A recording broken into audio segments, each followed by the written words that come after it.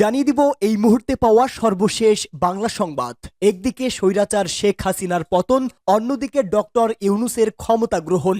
BNP ও জামায়াত সহ আওয়ামী লীগ নিয়ে জানিয়ে দিব বিস্তারিত সংবাদ। শুরুতেই জানিয়ে দিব আনন্দবাজারের প্রতিবেদন, হাসিনা আবারও ক্ষমতায় ফিরবে। এরপরেই জানিয়ে দেব আওয়ামী লীগের কর্মসূচি ঘোষণা, কঠোর বার্তা জুলাই বিপ্লবের সমন্বয়ক আসিফের। এরপরেই থাকবে নতুন নামে মাঠে নামতে যাচ্ছে নিষিদ্ধ ঘোষিত ছাত্রলীগ। এদিকে শেখ হাসিনার বিদ্বেষমূলক বার্তা প্রচার করলেই আইনি ব্যবস্থা, হুঁশিয়ারি দিয়ে কঠোর বার্তা চিফ প্রসিকিউটরের। এবং সর্বশেষ জানিয়ে দিব 2018 সালের সংসদ নির্বাচনে ভোট চুরি নিয়ে অনুসন্ধান করবে দুদক। এবার মহা বিপদে সাবেক আইজিপি, পুলিশ ও র্যাব সদস্য সহ আরও অনেকে।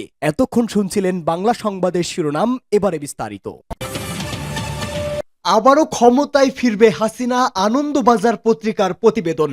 শেখ হাসিনার পতনের 5 মাস পেরিয়ে এখনো নানা ইস্যুতে আন্দোলনে মুখর বাংলাদেশ। এছাড়াও সংখ্যালঘু নির্যাতন ইস্যুতেও আন্তর্জাতিকভাবে নানা পরিস্থিতি মোকাবেলা করতে ব্যস্ত সময় পার করছেন অন্তর্বর্তীকালীন সরকার। এমন পরিস্থিতিতে নতুন উদ্যমে ঘর গোছাতে শুরু করেছে আওয়ামী লীগ। তারা চাইছে সাবেক প্রধানমন্ত্রী শেখ হাসিনাকে আবারও ক্ষমতায় ফেরাতে। যদিও আন্তর্জাতিক বিশ্লেষকরা বলছেন শেখ হাসিনার বাংলাদেশের রাজনীতিতে ফেরাটা প্রায় অসম্ভব একটি বিষয়। রাজনৈতিক বিশ্লেষকদের একাংশের অনুমান, শেখ হাসিনার আওয়ামী লীগকে সম্পূর্ণভাবে নিষিদ্ধ করতে পারে ঢাকার অন্তর্বর্তীকালীন সরকার। প্রধান উপদেষ্টা নোবেলজয়ী মোহাম্মদ ইউনূস আওয়ামী লীগের উপর কড়া পদক্ষেপ করলে বাংলাদেশি জনতার একটা বড় অংশের সমর্থন পাবেন তিনি। কারণ চলতি বছরের জুলাই বিদ্রোহ এর সময় চলা সহিংসতার জন্য হাসিনার দলকে দায়ী করেন তারা। সম্প্রতি অন্তর্বর্তী সরকারের 5 মাস পেরিয়ে যাওয়ার একাধিক আন্তর্জাতিক সংবাদ মাধ্যমকে সাক্ষাৎ দেন ডক্টর ইউনূস। যুক্তরাষ্ট্রের বিখ্যাত টাইম ম্যাগাজিনকে তিনি বলেন, গত বছরের জুলাই নির্বিচারে খুনের নেপথ্যে তাদের হাত ছিল, তাদের বিচার হবে, এর আওতায় রয়েছে ক্ষমতাচ্যুত স্বৈরশাসক হাসিনাও। তারপর অবশ্য সাধারণ নির্বাচনে আওয়ামী লীগ অংশগ্রহণ করলে আমরাই তাদেরকে স্বাগত জানাবো।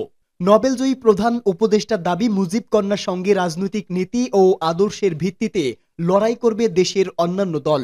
ভোটে প্রতিদ্বন্দ্বিতা করার ক্ষেত্রে আওয়ামী লীগের কোনো বাধা নেই। তবে বর্তমানে প্রাতিষ্ঠানিক সংস্কারের উপর জোর দিয়েছেন তিনি। পুরনো ধ্যান ধারণা বদলে মাইক্রো ফিন্যান্স এবং সামাজিক ব্যবসাকে দৃঢ় করার উপর জোর দেওয়া হচ্ছে বলে জানিয়েছে ইউনূস। এই ইস্যুতে দ্য হিন্দুর তরফে প্রশ্ন করা হলে বর্ষিয়ান নোবেলজয়ী বলেন, আমরা আওয়ামী লীগকে নিষিদ্ধ করার ব্যাপারে কোনো সিদ্ধান্ত নিতে চাই না, কারণ এ ব্যাপারে বাংলাদেশ জাতীয়তাবাদী দল এর আপত্তি রয়েছে। এটি দেশের অন্যতম বড় রাজনৈতিক দল, ফলে বিএনপির মতামতকে আমরা কখনোই অস্বীকার করতে পারবো না।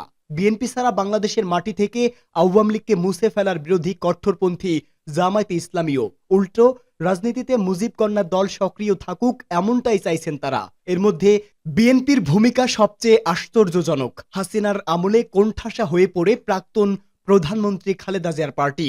আওয়ামী লীগ সরকারের বিরুদ্ধে বারবার নির্বাচনে কারচুপি, দলের সদস্য সমর্থকদের গুম, খুন এবং মানবাধিকার লঙ্ঘনের অভিযোগে সবচেয়ে সরব ছিলেন তারা। বিএনপির দাবি, মিথ্যা মামলায় তাদের 50 লক্ষ নেতাকর্মীকে জেলে ঢুকিয়েছেন হাসিনা প্রশাসন। কিন্তু তা সত্ত্বেও বর্তমানে আওয়ামী লীগের সঙ্গে শান্তিপূর্ণ সহবাসের স্থান চাইছে।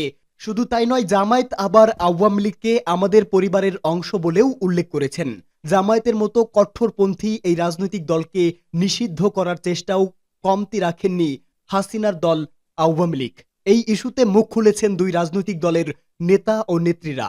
বিএনপির মহাসচিব মির্জা ফখরুল ইসলাম আলমগীর ফ্যাসিস্ট বলে লীগকে খোঁচা দিতে ছাড়েননি। তবে তার কথায় হাসিনার দলকে নিষিদ্ধ করা কখনোই গণতন্ত্রের পক্ষে শুভ নয়।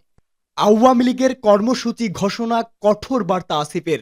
শ্রম ও কর্মসংস্থান এবং যুব ও ক্রীড়া উপদেষ্টা আসিফ মাহমুদ সজীব ভুইয়া বলেছেন, আওয়ামী লীগ ও নিষিদ্ধ ঘোষিত ছাত্রলীগ কোনো কর্মসূচি পালনের চেষ্টা করলে আইন শৃঙ্খলা রক্ষাকারী বাহিনী কঠোর ব্যবস্থা নেবে।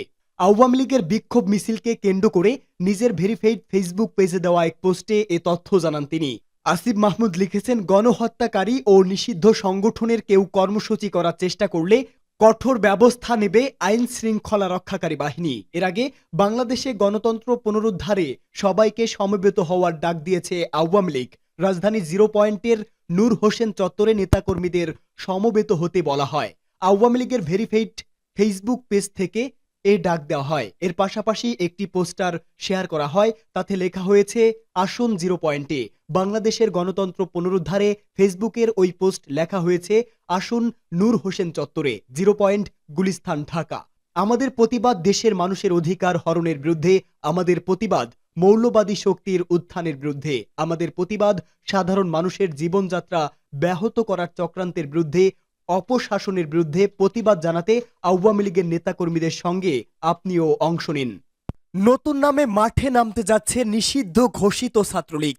বাংলাদেশ মুক্তির ডাক ৭১ নামে নতুন একটি রাজনৈতিক সংগঠনের আত্মপ্রকাশ ঘটেছে। বঙ্গবন্ধু শেখ মুজিবুর রহমানের সম্মান সমুন্নত রাখা, স্বাধীনতা ও সংবিধান রাখা এই সংগঠনের মূল উদ্দেশ্য বলে জানা গেছে।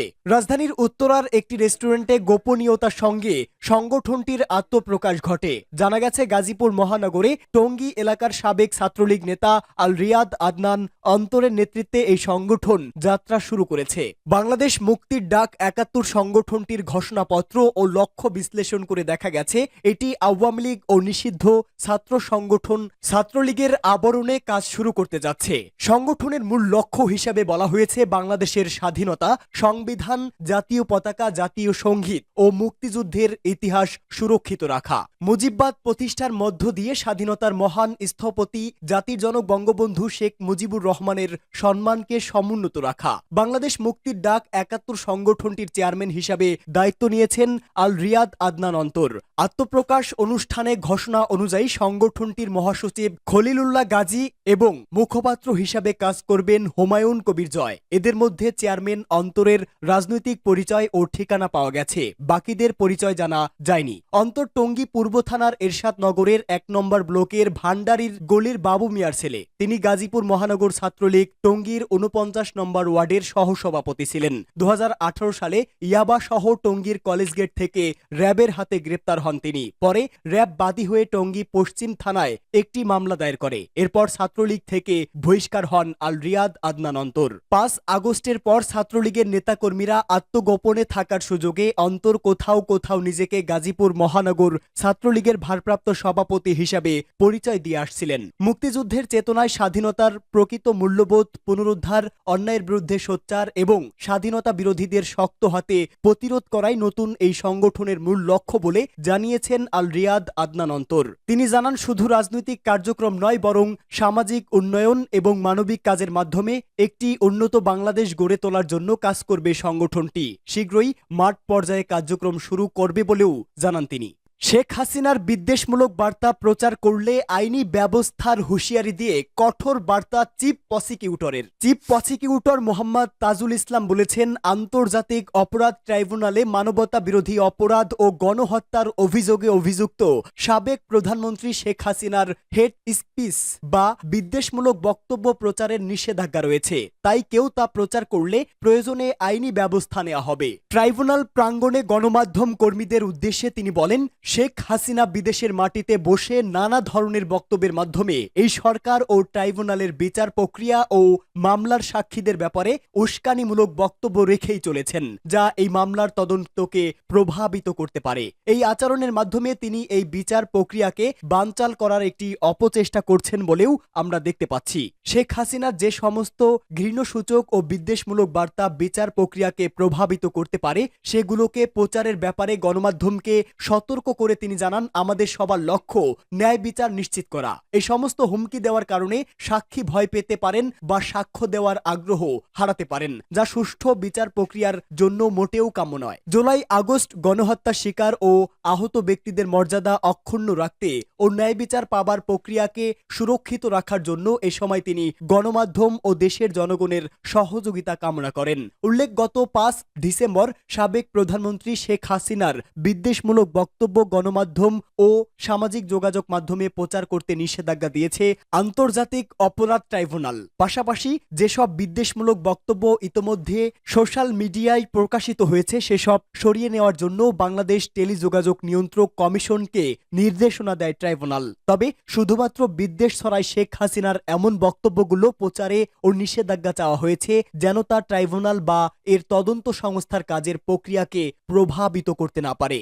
2018 সালে সংসদ নির্বাচনে ভোট চুরি নিয়ে অনুসন্ধান করবে দুদক। 2018 সালের একাদশ জাতীয় সংসদ নির্বাচনে অনিয়মের অভিযোগে নির্বাচন কমিশন আইনশৃঙ্খলা বাহিনী সহ সংশ্লিষ্টদের বিরুদ্ধে তদন্ত করবে দুর্নীতি দমন কমিশন দুদক। দুদকের মহাপরিচালক আক্তার হোসেন গণমাধ্যমটিকে বিষয়টি নিশ্চিত করেছেন। তিনি বলেন, 2018 সালে একাদশ জাতীয় সংসদ নির্বাচনে বিভিন্ন অনিয়ম, যেমন দিনের ভোট রাতে করা, ব্যালট জালিয়াতি, কিছু কিছু কেন্দ্রে 90% বেশি কাউন্ট দেখানো, ব্যাপক আর্থিক লেনদেন, ক্ষমতার অপব্যবহার করে প্রার্থীকে জেতানো ইত্যাদি অভিযোগ বিভিন্ন গণমাধ্যমে প্রকাশিত হয়েছে এবং দুদকেও কিছু অভিযোগ জমা হয়েছে।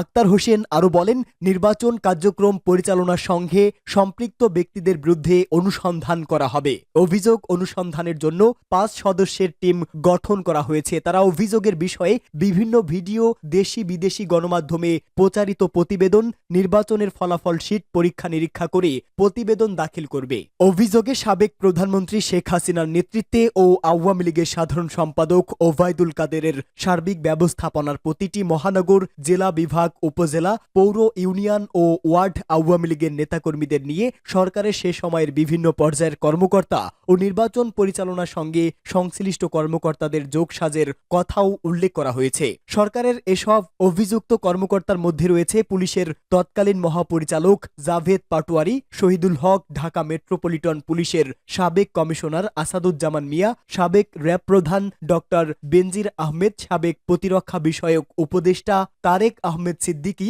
তৎকালীন জনপ্রশাসন বিষয়ক উপদেষ্টা এস.টি. ইমাম, জেলা প্রশাসক, জেলা রিটার্নিং কর্মকর্তা, বিভাগীয় commissioner, range DG, police super, থানার ওসি, জেলা উপজেলা নির্বাচন কর্মকর্তা ও প্রিজাইডিং অফিসার।